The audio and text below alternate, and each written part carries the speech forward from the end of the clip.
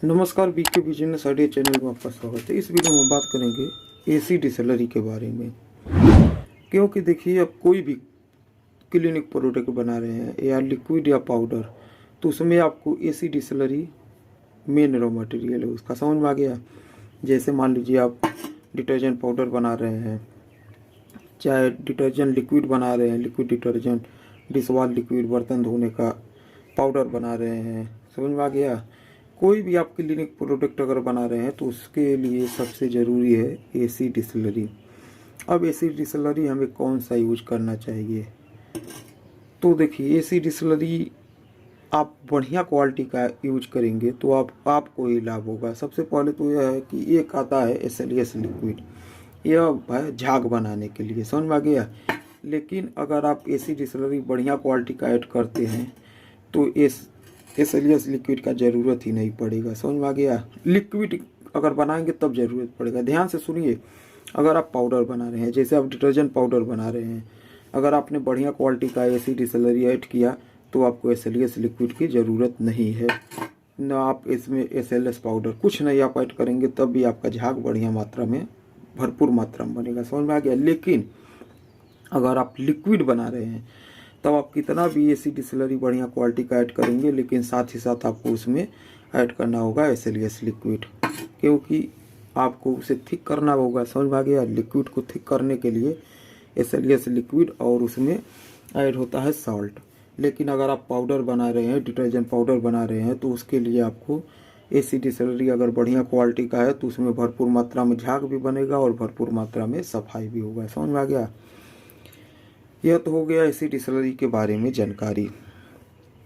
अब हम बात करते हैं कि हमें बिजनेस कौन सा करना चाहिए, डिटर्जेंट पाउडर का या लिक्विड डिटर्जेंट का। तो देखिए, मैंने इसके ऊपर एक वीडियो बनाया हुआ है कि अभी भी डिटर्जेंट पाउडर का मांग ज़्यादा है, लिक्विड डिटर्जेंट का मांग कम है। समझ में आ गया? हमारे यहाँ भी देखिए, मैंने भी कई तरह का लिक्विड डिटर्जेंट बनाया, लेकिन उसका बिक्री कम होता है।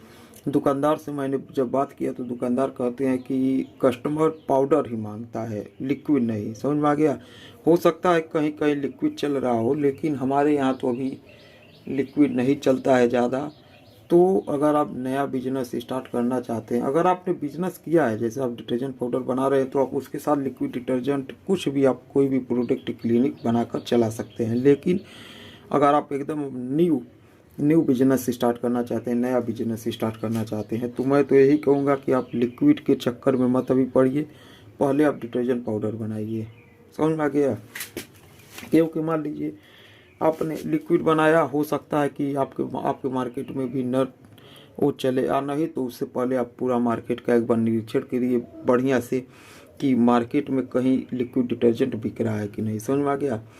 अब हम बात करते हैं कि डिटर्जेंट पाउडर का बिजनेस अगर हमें स्टार्ट करना है कम से कम खर्च में, तो कैसे स्टार्ट करें। तो इसके ऊपर मैंने एक वीडियो बनाया हुआ है कि आप डिटर्जेंट पाउडर बनाकर और बाज़ार में जाकर सेल कर सकते हैं।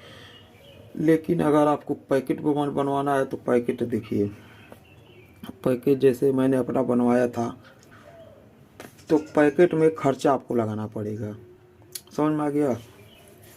कम से कम 20-25 हज़ार का सिलेंडर बनेगा एक पैकेट बनाने के लिए, चाहे वो 500 ग्राम बनवाएं, चाहे 200 ग्राम बनवाएं, चाहे आप 1 kg का बनवाएं।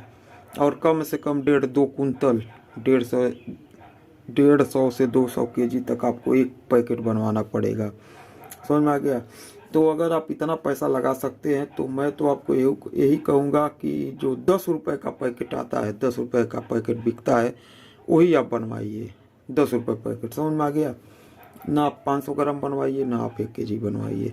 क्योंकि अगर बिक्री देखा जाए डिटर्जेंट पाउडर का तो ज़्यादा से ज़्यादा 10 रुपये वाला बिकता है। कहीं पर भी छोटा दुकान है, गुमटी है, बहुत छोटा दुकान है, गांव है, शहर है, कहीं है, अधिक आपका 10 रुपये पैकेट वाला बिकता है। और उससे यह होगा कि आपका प्रचार भी होगा। समझ में आ गया?